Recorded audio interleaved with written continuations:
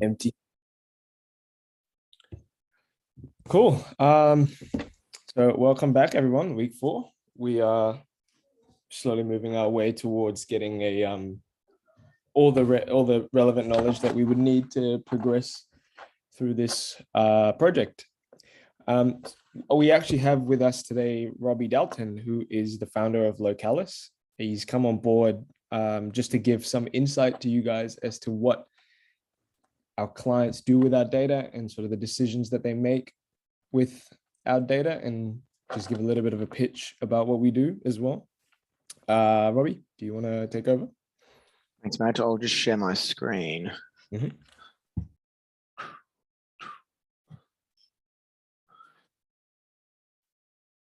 Can you see that? Oh, not really.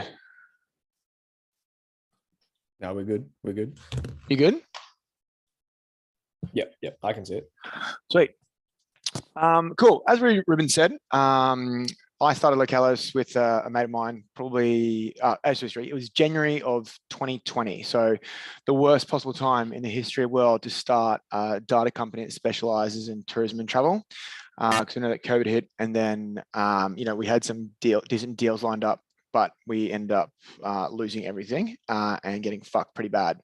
But that's just the nature of the game. So the reason why we started Localis in the first place was because my background is in digital media. So we used to get Facebook requests and ads for digital media. And a lot of the time we used to get these ads. They're like, oh, look, we want to influence people to come to our region for December. And we were getting these briefs to get activity live in November. But as most of you know, travel's already booked out for most of December, and we were always pushing back on them, going, surely there is a better way to do this where, you've got more data because the data's out there. We understood what was available in the ad server world and the digital media world, and more modern techniques that were available. So we decided to just take a gamble and go out there and do it. We decided the first region that we did this with was Outback Queensland, which is 24 local governments in regional Queensland. It's the size of Germany, but with 50,000 people. And we thought, if we can modernize Outback Queensland, where most of the people are still, taking bookings on pen and paper, then we could do this for anyone. So we went out there, we did the pilot with Outback Queensland, and sure enough, it came off, and they were actually our first investor to go away and do this full time. So ended up working pretty well. So we were kind of stoked with it in the end. So Reuben's asked me to come out and give you guys some more context around how the data is being used. I think that's great. And probably the best way to do that is to show you what our clients actually see. The majority of our clients aren't cities. They're not, Brisbane City, Melbourne, or whatever. Those guys pretty much can afford to get their data teams sorted. Our job is mostly looking at regional areas. We find that regional areas are the most underserved people who have data, which sucks because they've got the most need for it as well. So oftentimes they get forgotten, or people just go, oh, well, it's regional, it's just the best you can get. We want to take the opposite approach and try and help the regional areas as much as possible, because in Australia, there are 517 local government areas, or LGAs, and 70% of them are regional. So that's our main clientele. So this is the actual pitch deck that we do for these guys. So I'm just going to walk you through it. And if there's any questions, feel free to jump on in. Reuben, I can't really see much on my screen. So if someone has a question, let me know. Yeah, too easy. Cool. So basically, we're helping move tourism data capture and analysis from the old world to the new world. What we see our role in is, there's accommodation data that exists. There are a few people who do it, but there's obviously holes in what that is. There's some people who do flight data, and there's some mobility data providers out there, but no one has really got all of these different data sets, standardized them, brought them together, and gave them in a platform that people can really easily understand. We always say, look, the data and the answers that you seek probably is out there somewhere, but it's in silos and it's difficult to get. Our main value proposition is that we go out there and obviously, apart from having really good relationships with everyone, our main value proposition is we make it really easy for our clients to access. We have data scientists, but we're not, our clients aren't data scientists. So we've got to make it really easy for them to understand and really accessible as well. So this is sort of our stack at the moment. MasterCard's incoming, which is going to be really cool because that's kind of closing the loop for us, where we'll be able to tell people what people are spending, which is obviously amazing. But for the most part, our accommodation data, we scrape the data of Airbnb, TripAdvisor, Booking.com, and Stays, and we aggregate that in a supply and demand fashion. Supplies, obviously, like stuff like rates, how many listings are in a particular area, particular time. And obviously occupancy is probably one of the most key metrics there as well. We have a relationship with Skyscanner, partnership with Skyscanner, which is awesome because we get a lot of great data from Skyscanner, which is what you guys are obviously working on. Mobility, 9 million opt-in devices. Actually, well, I think it's about 85 million going back 7 years. Because obviously people refresh their phones all the time. People might have multiple devices, but I think at the last guess we had, it was 84 million devices going back 7 years. So that's pretty awesome. And then Cameo, which is obviously, Cameo, Bureau of Statistics data and consumer spend potential. And I believe that's what Reuben's going to walk you guys through tonight as well. Here's some of our clients. It's a mix of DMOs, which is a destination marketing organization. Basically, a DMO exists to be really focused on tourism and travel. And like a really good example of that is Tropical North Queensland. Tropical North Queensland is basically Cairns in the Great Barrier Reef region. But the problem is that there is also a lot of smaller LGAs around there as well. So all of these LGAs kind of contribute to a fund, and that's run by a company called Tropical North Queensland. And then to make sure that people don't just come there for the reef, they can go into the rainforest. There's lots of different things to see as well. So they are specialized marketers. They're usually very, very good. The team at Tropical North Queensland are very good, and as a lot of these guys as well. But we also have direct local governments such as Tenterfield, who are very small. We've got a few airports we work with. Brisbane Airport's obviously one of the biggest there. So it's a pretty wide variety of clients. So starting with mobility data. I'm just going to skip through this. Actually, no, I won't skip through this. So, what's really important with the questions we can answer for these guys is before we came along and started doing this at quite a large scale, Tourism Research Australia was probably the biggest, I wouldn't say they're a competitor because we also love to use their data as well, but they're probably the biggest place that someone would go to if they wanted to know more about the tourism statistics in their area. Tourism Research Australia data is it's survey based, which is really good for cities, but not really good for regional areas, because what we find is if I'm interviewing someone and I go, have you been to, say, Tenterfield? And if there hasn't been 40 people who visited Tenterfield in a particular year, then they have to start using aggregated years to make sure that the statistical significance for the sample size. The problem with that is there's about 120,000 people that they interview every year. So, the more regional you are, the less real time the data becomes. And the way that we kind of do it is that when we look at a particular area and we overlay all of the mobility data, accommodation data, flight, etc., we can build a much richer profile about who is coming there, what the reasons that they're going for. So DMOs and LGAs are particularly interested in these sort of 4 questions.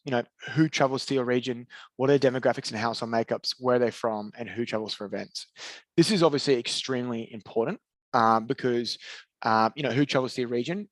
People might have a preconception about who that is, and you might optimize your region for a specific demographic. But if that demographic isn't going there, then you're going in the complete opposite direction. A really good example of that is Outback, where, people might go, oh, it's just old people driving the Outback. It's just old people. Well, it's actually not. There's a lot of young families who go out there as well, and they go for a longer period. They spend a lot of money, which is great. So they need to have things for young families to do out there, not just old people. So the way that they use this data, LGAs, like local government specifically, is they use the data to back up grants. So a lot of the regions out there are run on grants. So they're like, oh, we need a grant for a new road, which can create new access to areas, which will really help more people come along. Part of that grant writing from the LGA to the federal or to the state government is they'll go, okay, well, give me some data on who comes to the area, and can you back that up? And so we really try and help give local governments better data so they can go away and win more grants and build up their regions. So that's obviously pretty important. Infrastructure support. So, do we need more caravan parks out there? Do we need better roads? Do we need more, stuff just as simple as we need more toilet blocks at different times of the year because there's so many people out there as well. So obviously that's pretty important. Another reason why LGAs love this is because, most of them would either have or be pretty dependent on one particular, economic driver. In outback Queensland, a lot of it's mining, but mining's not going to last forever. Agriculture might last for a pretty long time, but what if there's a flood and wipes it out? So basically what they're trying to do is they're trying to even out the risk. And if they get lots of tourism coming there and mining goes down in the future, they can still come back and lean on tourism as well. So there's a couple of different reasons there why they love the data as well. Pathway insights. So because we have the latitude and longitude of where people go, how far do they travel is obviously pretty interesting, and the paths that they get there. In the tourism space, full stop, basically there's, it's almost like an understanding. I'm not sure if it's an official research piece, but people are willing to travel up to 1 hour for every night that they're there. So if you wanted to travel 13 hours to a particular destination, the chances are you're going to be staying there for at least a few weeks because it makes the journey worthwhile going there. No one really wants to travel 4 hours just to stay one night. It's a kind of a bit of a pain. So we really want to get more into pathway insights and understand more of that research as well. Points of interest. Because we can put a geofence around whatever we want, who uses the free camping and caravan sites, is there trends of people going up hiking and mountain biking? All of this sort of information can help a local government basically divest more resources into basically building them up. And if heaps of people are camping and caravanning parks, they can spend more of the taxpayer money on making them better, making them safer. Same with hiking as well. Since COVID, hiking has gone through the roof, and so has mountain biking. So basically what they want to do is they want to attract more people to the region, but also make it safer for people who are already going. And competitor research as well. So you can keep an eye on the LGA next door to you. You can get an idea about what's going on because, your destination might be performing really well, but if everyone else is performing twice as well, then you're missing out on share of voice, basically. So it's good to give yourself more context by looking over the neighbor's fence. So this is an example that we did. So we literally just drew this onto a map. This is the main street near the Ballarat Yacht Club, and each of these blue little dots you can kind of see here is a GPS ping from a device, which is obviously really cool. So this is called, I think it's called a pin report, and the next question we're going to ask the data is, okay, so for everyone in this area, where were they 30 minutes before and 30 minutes after they visited this geofence? And you see, so this is the geofence right down there and that little green bit down there, and this is the 30 minutes out, and you can see they probably look along all the main roads. They go, this is obviously main roads there. They're in town. There's another park over here that they go to, so you can really engage, get an idea about how people are engaging with your region, which is super important. The other thing we can do is, this is a one size fits all, but when you start adding in census data and consumer spend potential and some other data sets, you can go, well, okay, show me people from Brisbane, where do they go? Show me people from Sydney, where do they go? And create heat maps based on visitation. Because what we find generally is that, depending on where you come from or depending on your wealth, you tend to engage with the region differently to other people. This then shows where those people visited from. So you've got, this is the region. This is at half an hour afterwards, and this is where they live. And this is because this is in Victoria. It's obviously heavily geared to Victoria, and there's some from Sydney and there's some from Adelaide as well, but very heavily geared towards Victoria. Sorry, when you look at this data as well, the difference between our data and Tourism Research Australia is we give the source markets down to a very minute postcode detail, and we can answer questions that are like more granular in space and time. So we can say this is someone who's there on the weekend, not just 3-month blocks, and we can also say with pretty great precision and accuracy where they actually came from as well. So this is day of the week. Obviously, you can do day of the week. We love showing this graph to people as well. It wasn't the case for this one, but basically in more regional areas, is that not many people open up on weekends. despite a lot of people being there. So LGAs love this because they can go there and push back and someone go, look, you should really have a cafe that's open on a Sunday or open on a Saturday, because a lot of people still are coming through in those days anyway. So you could pick up a lot of trade. So understanding when visitors are in the area helps them, basically helps the commerce team help the shops open at the times that people are actually there, which sounds really silly and it sounds pretty obvious, but it's something that, if you've got data points to back up, it's obviously pretty helpful. So this is visitor trends over time. And again, this is great because you can use whatever time period you want. This is estimated visitors from a particular quarter versus another quarter.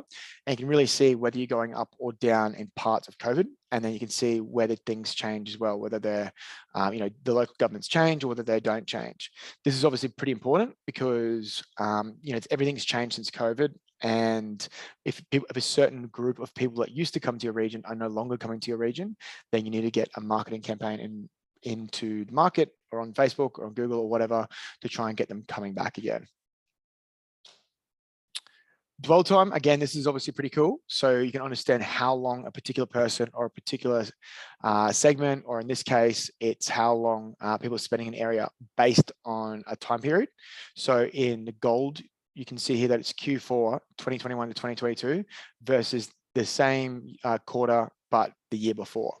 And what this is showing us is that year on year, people are spending more time in region, which is great because we actually do want people spending more time in region and going to the shops and doing that sort of stuff. So, we not only need to say, this is the people who came to your region, this is where they come from, and this is how long they spend there, this is what they're doing.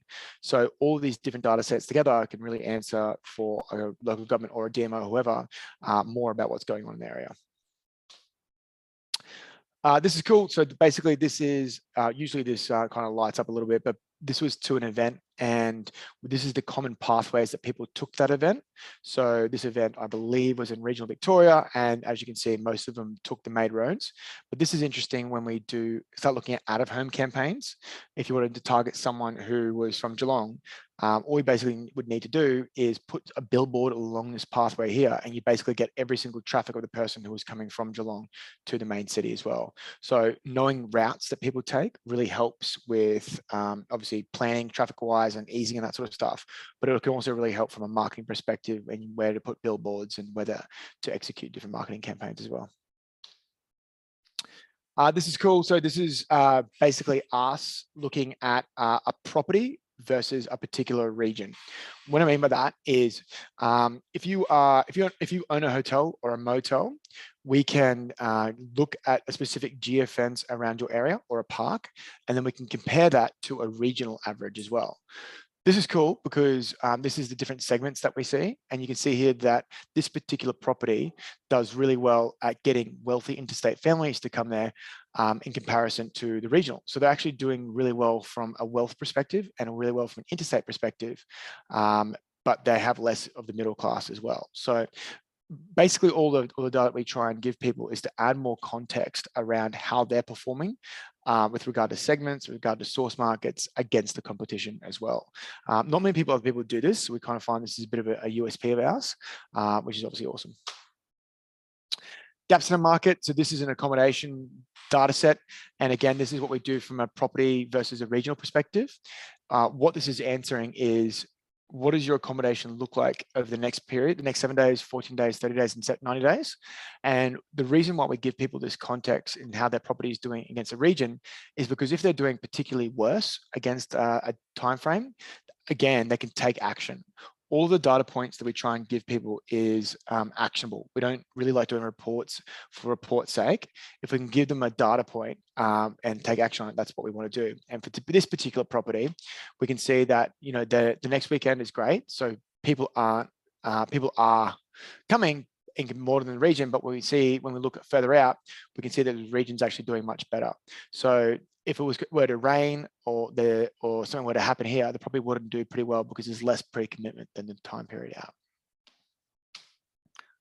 Accommodation data. So this is some pretty, interesting questions that we could answer. So LGA wise, this is kind of a real life example. It's what's happening in the world right now. all over Australia right now, there's a lot of Airbnbs on the market. So if you were to look at Noosa or even Shoalhaven in New South Wales or whatever, a lot of people had these holiday houses and some have moved back into them, but a lot of people have just put them on the market to rent. And because of that, it's driving out a lot of the other people who want to live there. That's obviously bad because we need lower cost housing in places like Noosa, because who is going to do the cleaning? Who is going to, be the chefs? Who is going to wait the tables and that sort of stuff? So it's an interesting point in time, but there's also a huge economic benefit to the region as well. The Airbnb data has been historically kind of been a bit of a black box, but now we're kind of seeing that, some of these Airbnbs are $5,000 a night, and they benefit, all the people who own a Airbnb benefit from the DMO promoting the area and promoting everything around that, but they really haven't really contributed back to the fund at all. So what a lot of regions are doing at the moment is that they're going out, bringing in a specific Airbnb tax. Obviously all taxes are, or any increase in tax is bad, you might think so, but this tax actually is a pretty good idea because it's inconsequential to the person whose property it is, because it might be a couple $100 a quarter or a couple $100 a month. But when you aggregate all those up, it's actually awesome for the region because they can invest that back into infrastructure of the region. They can build better roads, they can build better, better beaches, better cleaning and everything else like that to help serve the Airbnb people, which is really, really interesting. So the economic benefit to the region, both from I collect money from Airbnbs and what they're bringing in, but also from the fact that we need to balance out, low cost versus high cost properties in the region as well. Events is there a question? Yes. Oh, sorry, no. I think, yeah, just I'm not sure whether we're gonna give them the accommodation data. So In the future. Yeah. Okay. All right. I'll just give you full context of all the data sets and how they work. We might do it in the future. Okay. Yep. Cool. This is occupancy rates, and you can see how this changes year on year, and ADR changing year on year. That's ADR means average daily rate, so it's going up massively across the country, which is kind of good for everyone who owns accommodation. We can. This is a really good example of how people use this data. Because we've got years of historical data, we can see what the future bookings look like into the future. And that's this orange one here. And then we can compare that to the same time as the year before and the year before and the year before that. So we just started showing off orange when we first started looking at this metric. I'm like, oh, that's pretty cool. And then all the clients were like, hey, can we look at, I don't know if this is good or not. Can we look at a year before and the year before that? So you have better context. The way that they use this is they have a particular event this time of the year. And as you can see, it's already 71% booked out for August. And that's way better than it was 3 years ago, which is 2019, obviously way better than it was 2 years ago. This is great because it means they can hire staff to come into the region because they know it's already booked out. They know how much money to put into advertising the event because the event might already be sold out. They know how to put in more police and more resources as well. So this is a really good way to do that. Another good thing that future occupancy does is it can help you forecast how many people are going to be coming to a region at a particular time as well, which is something that Localis is going to get more heavily involved in. I think that's pretty much it. Oh, flight data you guys already gone through, right, Reuben? I don't really need to do that. This is kind of like the end product that we have for our clients. You can kind of see that it's really easy to look at. You can choose a sub-region. It's got your kind of top metrics on the left-hand side navigation. You can kind of go down and have a look at all the different pieces of information as well. So that's basically it. I just wanted to give you guys a bit of an overview into how we kind of use the data, what the clients see, and some of the use cases as well. So if there are any questions, feel free to let me know now. Or if Reuben, if you've been asked questions before, did you want to answer them now as well? Yeah, did you guys have anything that we would need to explain more on? This was primarily for you guys to get an understanding of, the types of decisions that our clients will be making. And I think a lot of it is related around marketing and getting more people to the region, but there's also stuff that you might not inherently think when you think of using our flight data, like staffing or adding more police. So these are the sort of things that should come into consideration when you're focusing on the type of data that you'll be working with as well, and the type of insights you can gather from predicting future travel to a region. Sort of just any run-on effects you can think that giving this information to clients would benefit from you just determining as well. So if you're also looking for more insight around metrics that you can also look into, TRA data and the reports that they give are a good starting point, just as a basis of these are the different types of graphs that people use, or these are different types of metrics that these regions care about. Obviously, we're working at a faster pace than them, so there's a little bit of difference in terms of the data, but it's a good springboard for ideas that you guys can explore in the future. Yep. So Robbie's just sent the link to where you can grab some TRA data as well.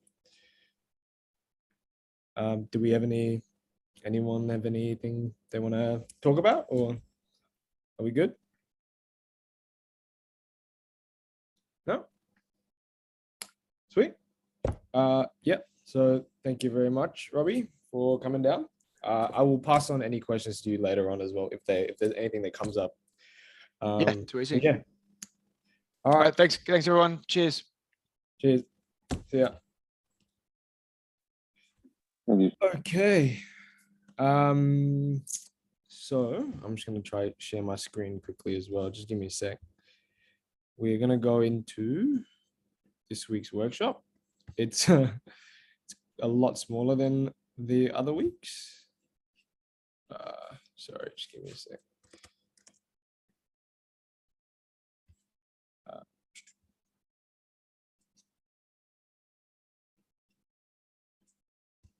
Okay.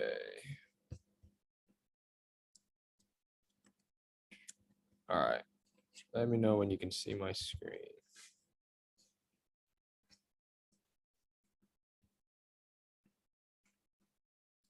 Is that working for you guys? Yep, we can see it. All right, sweet. Oh, it's the data set we work with includes stuff like wealth, financial brackets, financial bracket of tourists.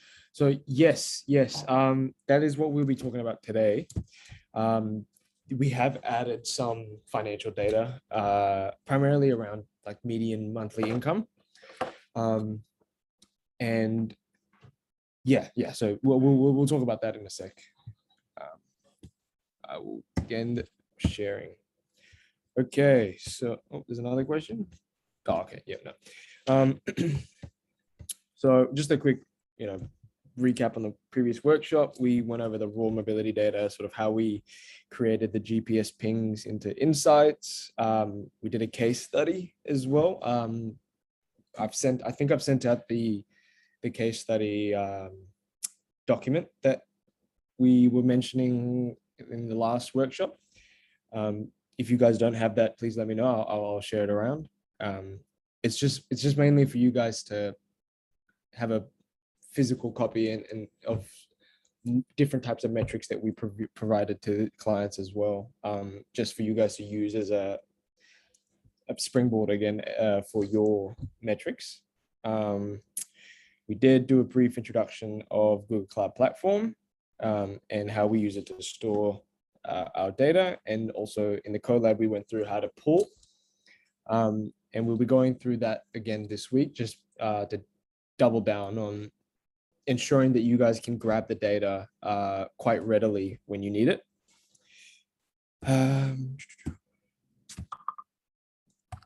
So I just got a Slack message. Just want to check if that's you guys.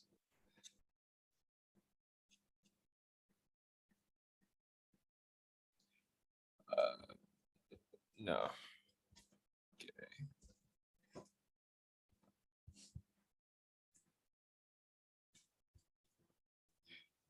Okay, so we will talk about our demographic data now.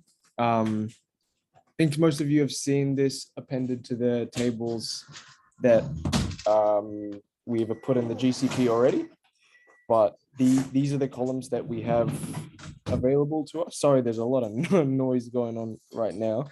But yeah, I'll go through the columns and then explain how we have appended these data and how you can understand what this data is saying. So we go from the left. Yeah. We have median monthly mortgage, which is the median monthly mortgage of, oh, okay, you know what? I'm sorry. I'm going to explain how we append the data first, because that'll make it make more sense. So what we do is the census data that's provided to us is given to us on a mesh block level. So the mesh block is a smaller geospatial boundary than an LGA. So you could have up to 30 or 40 residences inside a mesh block. And what the Australian Bureau of Statistics does is they assign these columns here, or these metrics, to each mesh block. So they'll do a survey, they'll do the census, and they'll calculate for this particular mesh block of these 40 or 60 residences. The median monthly mortgage is $2,000. And what we do is we grab our device's home location and overlay them over the mesh blocks and assign the mesh block values to the devices. So if, let's say, QT Gardens Point had one single mesh block, which said that our monthly income was $2,000, everyone's phones that live inside QUT will say that that phone has a monthly income of $2,000. And it pretty much works the rest for each of the other columns as well. So we have data on the mortgage that people pay, as well as the rent, family income, and also, if you can see, the next 5 is the age bracket. So what that means is, of the people that live inside that mesh block, we're expecting 35 of them to be between 15 and 19, 20 and 24, so on and so forth. And we also have the population of male to females for that particular mesh block. So when we append these to our data, we have our device ID, which was a unique for each phone, and then all this data that's associated to that device for that particular mesh block. And when we aggregate our data up to the data that you see in your, when you pull the data off your project, you will see the home location, which is the LGA. So if we're focusing on the route of Brisbane traveling to Sydney, all the devices that you see and all the values that you see here will have an associated mesh block living within Brisbane. Now, I want to mention this because what you will see in your data set is a situation like so, where you have, for a particular day, let's say it's January 1st, 2020, you will have a home location in Brisbane and the visiting location, let's say Sydney City. You might see that particular combination of home location in Brisbane and visiting location in Sydney multiple times for the same day. And the reason you see that is because we're aggregating each of these census values at a smaller level than Brisbane, because that's the mesh blocks that are within Brisbane. So when you aggregate it and group by the census data, it'll say Brisbane, but it could be Brisbane mesh block 1 or Brisbane mesh block 2. We don't have the data yet to define which mesh blocks are which. So you'll just have Brisbane, Brisbane, Brisbane with different census values. So what we expect the approach for that is up to you guys. You can either aggregate or find the average for all these values here. So let's say you had Brisbane to Sydney 3 times with different monthly mortgages. You could just find the mean of those mortgages and say that that's the mortgage. Or you can try and break it down for the individual mesh blocks itself. But that's sort of up to you guys, and we're happy to help with that process as well if that's the route that you guys choose to take. But it will take more work than just averaging it. I'll go to the next slide. Yeah, so this is pretty much the same thing as I mentioned before. The mesh blocks vary based on something that we don't control. It's what the ABS defines as a mesh block, and that's usually 100 meters to 2 kilometers.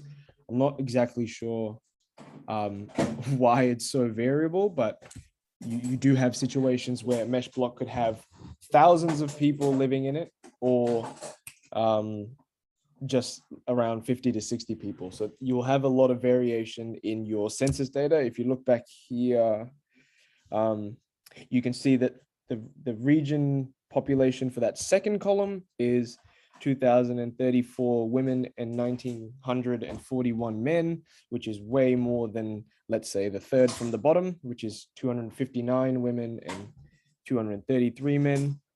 So that's the sort of variability you'll be getting.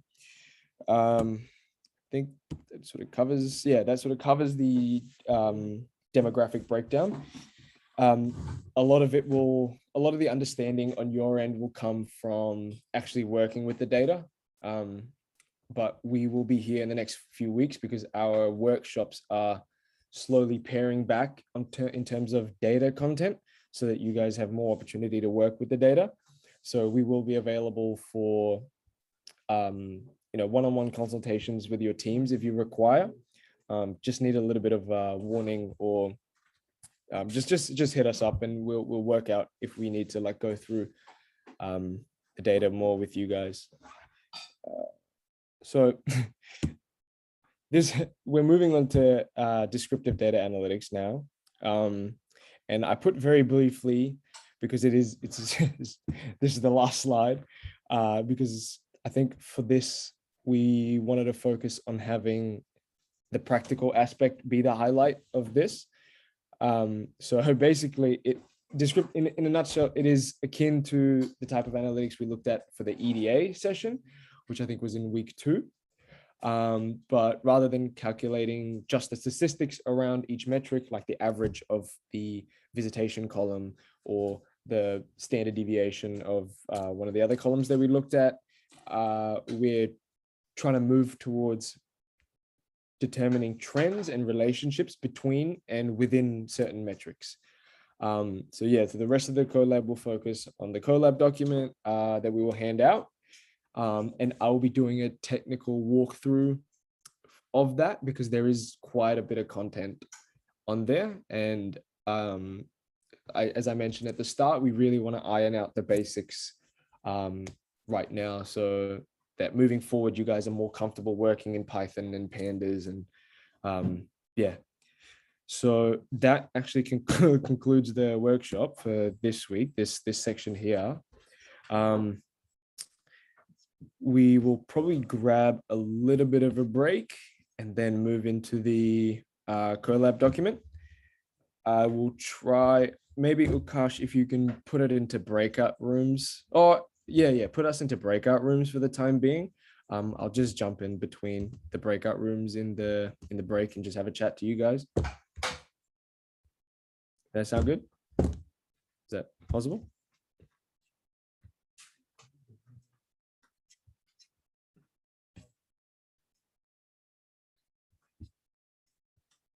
Start sharing my.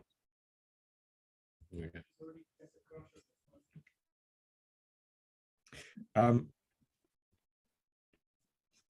Yes. So where are we looking?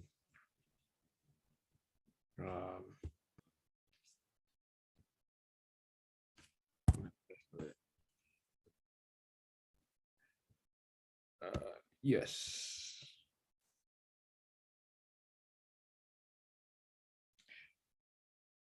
Okay. Can you guys see my screen? Yes. Okay. All right. So I should probably share this with you guys as well. I'll chuck it in the general Slack.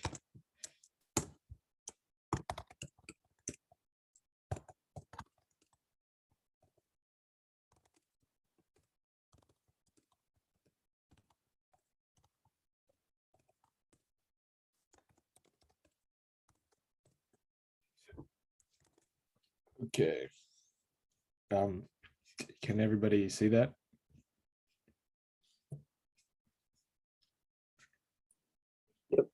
All good. Yep, sweet. Okay. So the first few initial steps is the same. We're just mounting to the Google Drive that is here. If you've already copied the drive from the previous workshops, then it's all good. You don't have to do that. You just have to run this. It should take not too long. Okay, yeah, so mine's already mounted, but you guys will have a different prompt. Okay. Once again, we're using the same, what's the word? Imports and modules, except this time we'll be using matplotlib because we will be doing some plotting of the data later on, once we do a bit more data cleansing. So we'll just run that. Do we get a chat somewhere? No.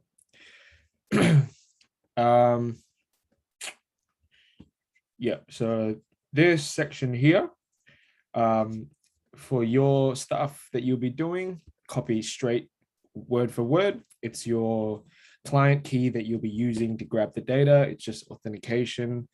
Yeah, there's nothing much really to try and understand about that. It's just this is a very essential piece of your access to the data. All right, so here is sort of the main section of it for the mobility data. For this, we're going to focus today on the Brisbane to Melbourne route, right? So we have our mobility table name as mobility data, which is the housing or the central data store that it's in. And then the actual table name, which is Brisbane to Melbourne. Now, I'm going to quickly open up the Google Cloud platform. And I sent an image of this to you guys earlier this week in the Slack chat. So for some context, you can see here that we have mobility data dot table name, which is the same format as mobility data here. This is a central data store. And then our table name is Brisbane to Melbourne. All right. So when you want to pull the different data sets, let's say you weren't focusing on the Brisbane to Melbourne route, you were focusing on the Sydney to Brisbane route, you would just change SID to Brisbane as SID to BNE. And you have a picture of these names in the general Slack for you guys to have a look at.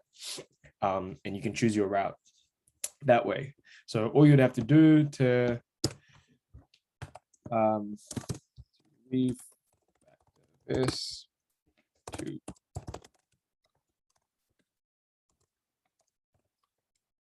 I believe that is going to error out if I ran that, but yeah. So this is what you'd have to change to grab different data sets for the mobility data. So the mobility data, you'll keep the same, it's just the second part. And then here, this is a generic SQL code for select star. Select star just means give me everything in this table from project ID plus mobility table name. So project ID we've defined as QT and UQ, and plus a dot and mobility table name. What that actually gives us is if we ran a query here, it just gives us this. It just gives us this string. So what we're doing is we're substituting these values, these string values, to create that string inside our select statement, our from statement, just so that when we do change this to, let's say, Sydney to, oh, hello. Okay, cool. Sydney to Brisbane, we don't have to change anything else. It automatically reads that this is the mobility table name and it updates accordingly. What was it before? Yep. Right. So I'm gonna run this, and it's gonna take up to 2 minutes to run, because this table here, even though it's a aggregated value, has 394,000 data points. So it will take a while to run. And what I'll do is I'll explain sort of what is happening in the second part. So yeah, this is for you to convert this to a pandas data frame. And we've chosen to work with pandas data frames because it is the data frame that is most commonly used for machine learning applications or linear regression testing. There's a lot of documentation on it online. And we're hoping that by now you've sort of come to the realization that whilst these collabs have a lot of information that you can use, you will need to do a lot of research as well. And the pandas, just pandas, I guess. This, let's go pandas documentation.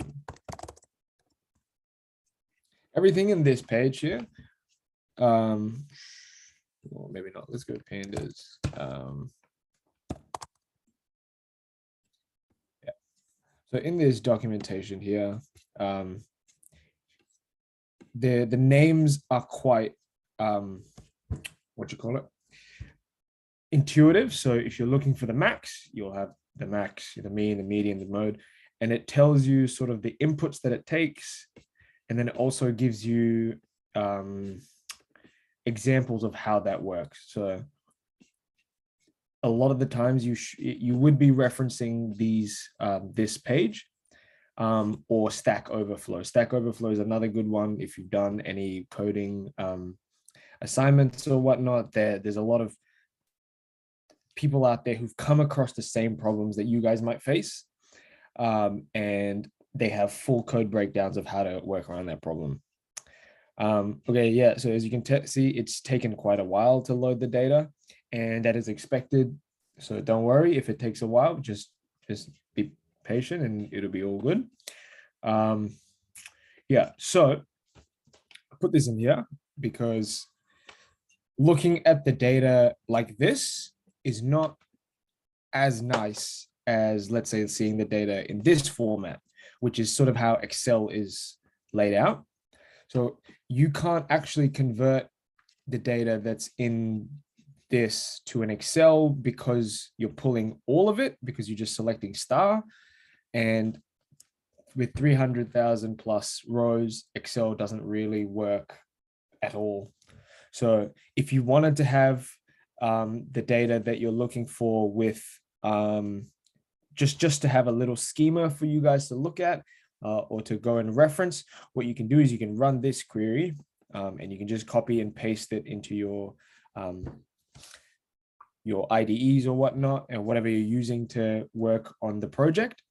And it limits it by 1,000. So you'll have maybe the first 1,000 rows, but that'll just give you can export that into an Excel, and then you'll be able to play around with the data manually. Maybe you're more comfortable doing the data analysis on Excel. You might try different graphs and see what works, what doesn't work, and then try and import that into Python. But you will still need the whole table for your full analysis. So the subset is really just for your ease of use.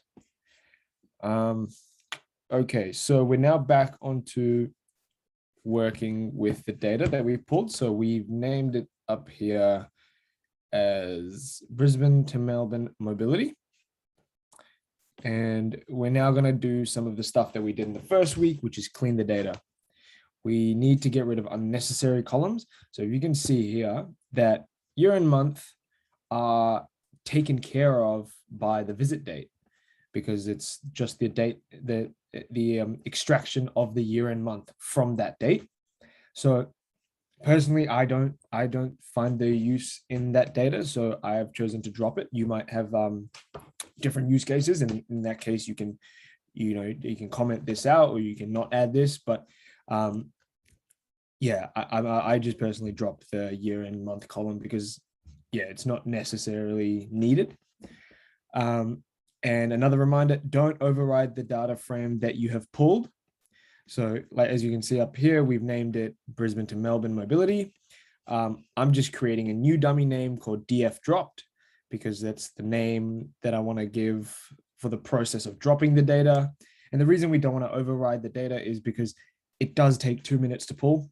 So it's good if you can just have it available to you to call on again. If you, let's say you mucked up this process, you can't undo it, but you can reassign it. So it's always good to have a copy of that data just as a variable for you guys to use. Standard, dropping all the NAs because there's no point working with NA values for this data just because there's quite a large volume of it.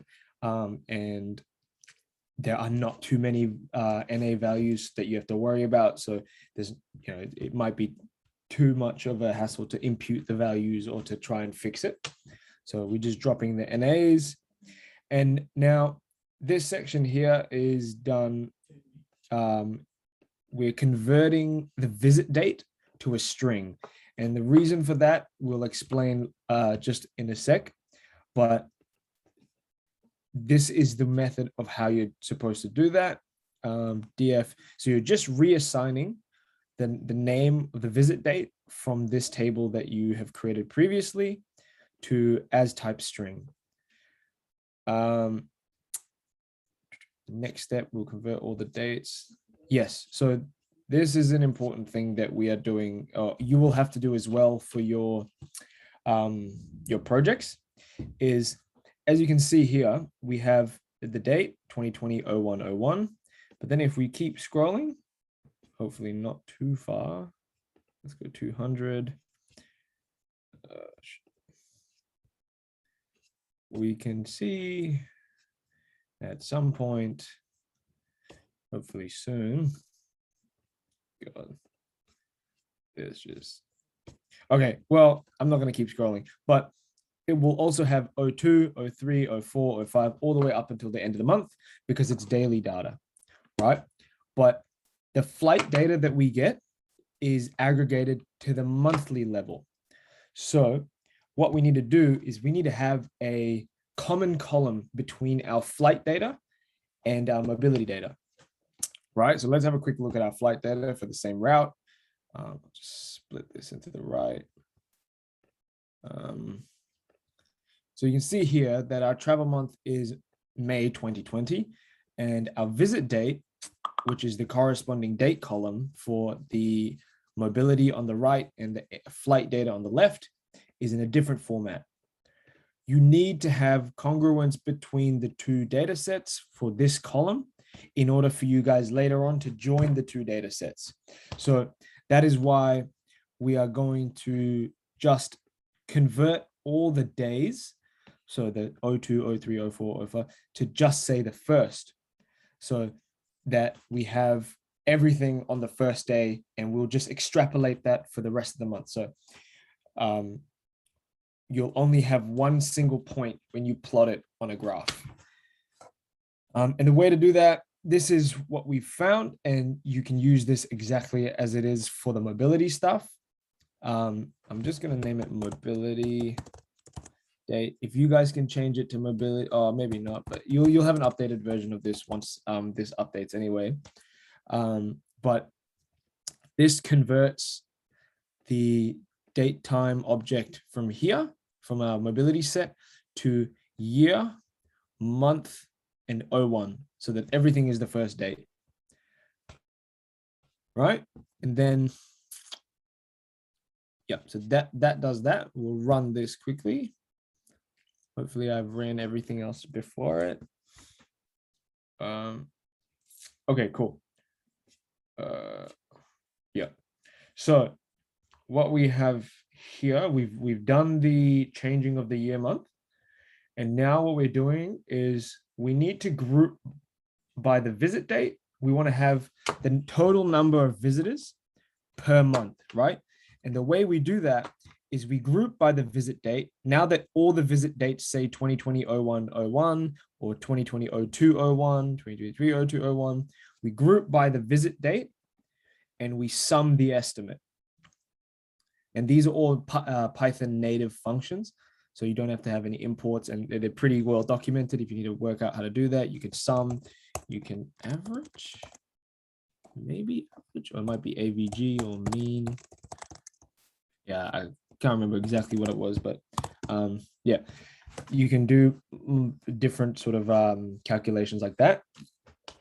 And that gives you, for this particular month, which is the visit date, the columns aren't aligned because the way this software is set out is not the most intuitive, but you have the visit date. So this is the month of the 1st of January, 2020. And the total number of visitors for that month, which is the estimate, which is 375,000. So you're saying that 375,000 people from Brisbane traveled to Melbourne because we're pulling from the BNE to Melbourne. And this step in here, you should definitely keep this step to reset the index. And I will show you why right now. It's something that's really minor, but if you don't do it, it becomes very difficult down the track. So the problem with not resetting the index is it makes the date column the actual index. So you can't then refer to that date column later on. And what I mean by that is if we run this again.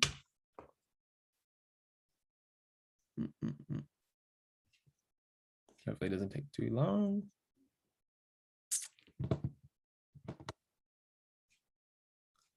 This is 1.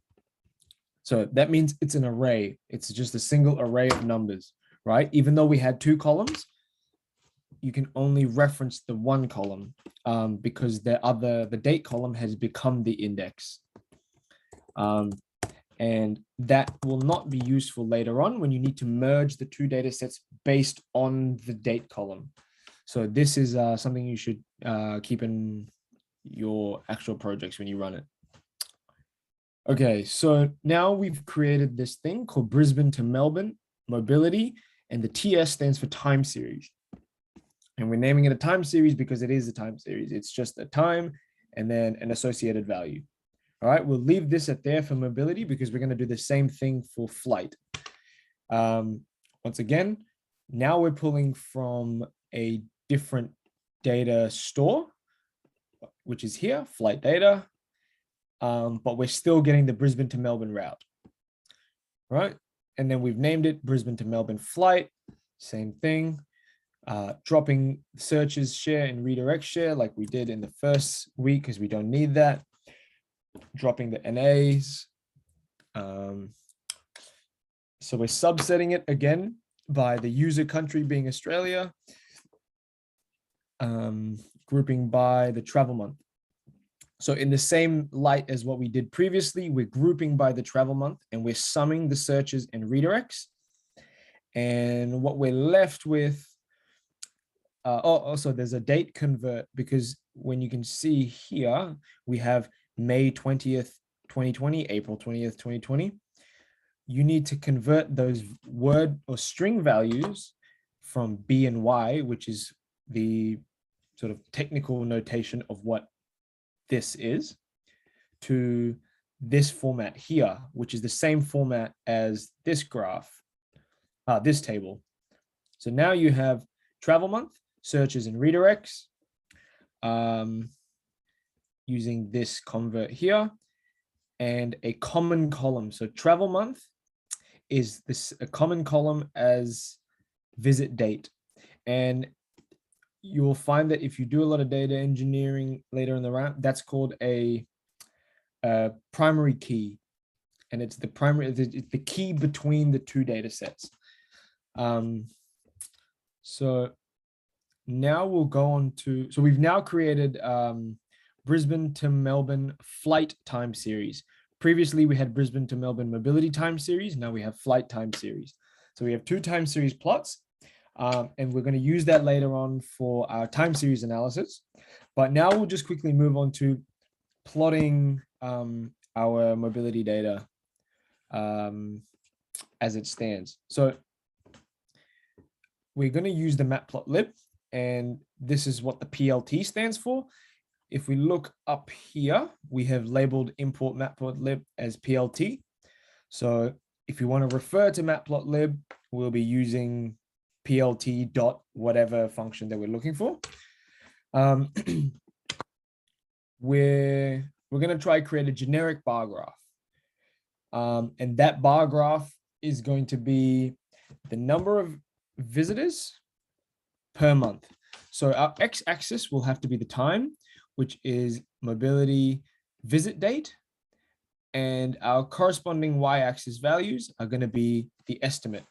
So what we're going to look at here is a bar graph of estimate on the x, time on the x and visitors on the y. So we're plotting that. So plt.plot x and y, color red because red is nice.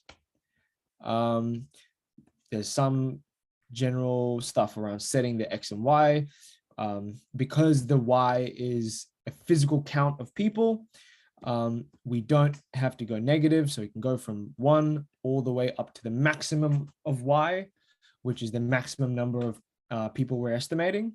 And then the time will be the minimum of x and the maximum of x, so that we keep it all in the range. This stuff you guys can understand, just labeling the axes, the title, figure size. The figure size is really only important for this if you're coding in Colab, because I think Python handles that on an IDE pretty well. But this is what you get from that. So what we have here is the visit date. And on the right, we have the visitor count. And that just gives us a running sum, or the running count of the number of people who flew or who traveled from Brisbane to Melbourne. And that is pretty simple. And we have also different types of plots. You don't have to do a line plot. Plt.scatter, using the same x and y values as above, gives us a scatter plot. And the rest, like stars, green, marker, they all just define what the plot actually looks like. If you just got rid of that, it still gives you a nice plot. You know, it doesn't really matter how the plot looks. Yeah. Now, I wanted to focus on this section here, which is trying to explain away questions with visualizations, right? So we'll just focus on a simple case here, which is the most visited LGA to the Greater Melbourne Geo class. And I say this here, the Greater Melbourne Geo class, is because if you look at our mobility data, you will see the visitor home LGA. So it's all the people coming from Brisbane. But when you see visited LGA, you see Bayside, you see Maroondah, Kingston, Moonee Valley, blah, blah, blah. And it's not immediately understood that is Melbourne. But all these smaller sub-regions make up the greater LGA of Melbourne. So that's what we're trying to figure out. So which is the most visited place in the greater Melbourne region? And you do that. First, you have to create a subset of our original data. So like we did before, we're doing the group by, we're grouping by the day, and we're summing the estimate. And then we are plotting, what are we plotting?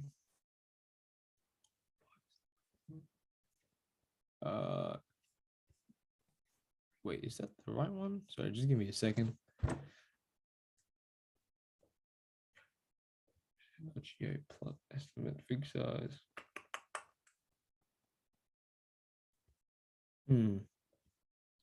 That is the right code. Ability.group by.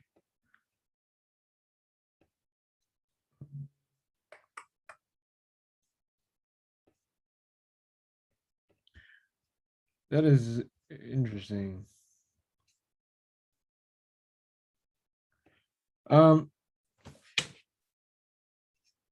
Maybe someone can help me out in the chat, but I'm trying to see where I reference the actual names of the place. It should be here. Oh, sorry. it's here. I thought that was visit date for some reason. So I want to group my original data set, which looks like this. I'm going to get rid of that, by the way. So I want to group all of this data, right, to the individual names, to have a distinct count of the individual names that are here. So, and I want to add all of these, right? So I want all the greater Dandenong estimates to be summed together. So the way you do that is you group by the visited LGA. So you're grouping by all these different names and you're summing the estimate count for that. And then you plot that in a pie graph. And I've created a subset just so that I don't, muck up any of the data down the track. And I'm plotting that against a pie chart. And that gives us, and these values, these in here allow you to see this in here, this one shows you the percentages. So if you plot it without that, it's just a circle with different colors and it's not really that useful. But so we can see here that Bayside and Melbourne CBD are the two most popular places to visit, as well as Hume are the three most popular places to visit in Melbourne itself when you're traveling to Melbourne, or at least from people from Brisbane traveling to Melbourne. And sort of that's sort of the way that a lot of your descriptive analysis will be going down, is that you'll be trying to answer questions that you have with charts. And the more complex the questions you have, obviously the more complex the charts you're going to have, but you get a better understanding, or just a wider and deeper understanding of what is going on. And that's up to you guys to determine within your team. You have to set up your scope. You have to determine, is this metric worth pursuing, or is it going to be too difficult? Am I going deep enough? And that's something you guys have to have a chat as a team. But yeah, well, I'll leave you guys up to that. So I'm just checking the Slack to see. Okay. Okay, so this is, I think, the final section. And we're going to now merge the mobility and the flight data. And this will be the key part to your flight research analysis, especially doing the models. What we're going to do is we're going to create a Brisbane to Melbourne flight and mobility data set. And we're going to use this function called pd.merge, which is merge. It's all documented here on how to use it. This is one use case of it, which is pretty much the only use case you'll need, because you can pretty much copy this and get the data. But you will have, you're doing a left merge on your flight time series, and you're merging on the right your mobility time series. And I'm going to bring up this picture just for your reference. I don't know if I mentioned this before or in a previous workshop, but this picture will save your life. When you need to figure out how to merge tables, you will just refer to this and figure out, like, let's say I have something from column, I want everything from column A that matches with column B. So I will do a left merge. For this situation, we want to merge all the valid dates from our flight time series to the valid dates from our mobility time series. So we need the union of those two, because we want to discard everything that we don't have merged. So we'll be doing an inner merge, which is this here. So it's the union of, it has to be in A and it has to be in B. And the documentation on how to do that is here in the how section. So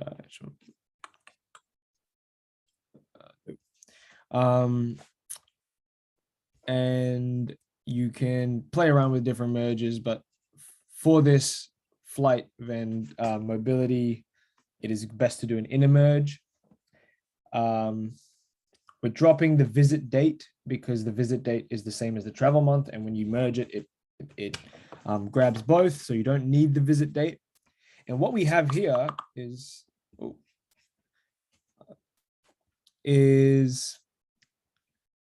now travel month, searches, redirects, and estimates. So I'm just going to check the chat again. Is that? Oh, okay. Yeah. And now we're going to try and plot the mobility count and search volume on the same axis to see if there's a correlation between the plots. So here we're doing using PyPlot again. We're creating AX1 is one chart and AX2 is the chart of the flight. So the first one is mobility. We're using our mobility data set and we're using the estimate column in the mobility data set. And for the second one, we're using the searches column from the mobility and flight data set. And we're going to plot them on the same axis. And what that gives us is in blue, we have our visitor count. And in red, we have our corresponding searches for that particular time period. So what we can see from here is that visually, there is some similarity or a relationship between the two data sets, especially because they're plotted on two different axes. If they're plotted on the same axes, it might not be immediately evident, but what you can see is that generally there is a good trend between the flight searches and the mobility count, which is very reassuring for when you try and create a model for them, because if you can visually see there's a trend, there's a high likelihood that a trend can be determined. You just have to figure out what the right models are, and we'll be going over that next week. So yeah, more analysis on the specific relationships will need to be conducted before any conclusions drawn. And another way to look at this data is to also check a scatter plot of it. Scatter plots are quite common in entry-level maths, and I'm sure a lot of you would have done scatter plots in your history. But essentially, we're going to plot the estimate on the y-axis and the number of searches on the x, and we get this plot. Now, this plot is not as reassuring as the other one because it looks more scattered, but that is due to the fact that there's really high variability in our mobility data, because our data for the geospatial pings come at a very infrequent rate, and there's a lot of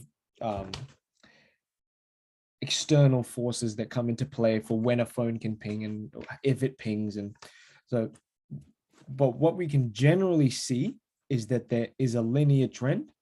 It seems like when there's a low number of search volume, a lot of the mobility count and the visitor count is clustered around the low end. And as we get higher for searches, it obviously gets higher for visitation, but it becomes more sporadic.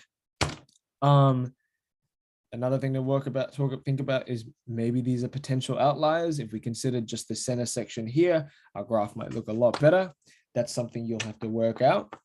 But what we can observe is it seems to be high variability in regards to search volume, but there does appear to be a weak linear trend.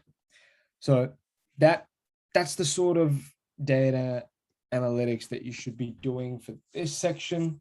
Obviously trying to create those metrics that you want to help assist your research, as well as, starting to move towards the pre-research for your tests that you're going to run in terms of linear models or different machine learning models. And I mentioned this here. So yeah, next week we'll be exploring the viability of fitting a linear model to this data. And then we'll also be looking at some simple machine learning models that we can go through as well. But I think that generally covers the basics of what you will need.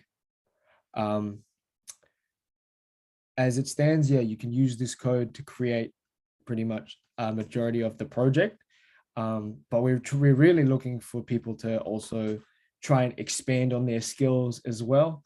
You know, try and do some of the harder stuff that might seem a little bit intractable now, but I promise you, you know, with a couple hours of Googling, you can pretty much do anything with Python. And a lot of the data is set out in a way that is easy for you guys to work with, because a lot of the times the data is the problem for why some of the charts and insights don't really work.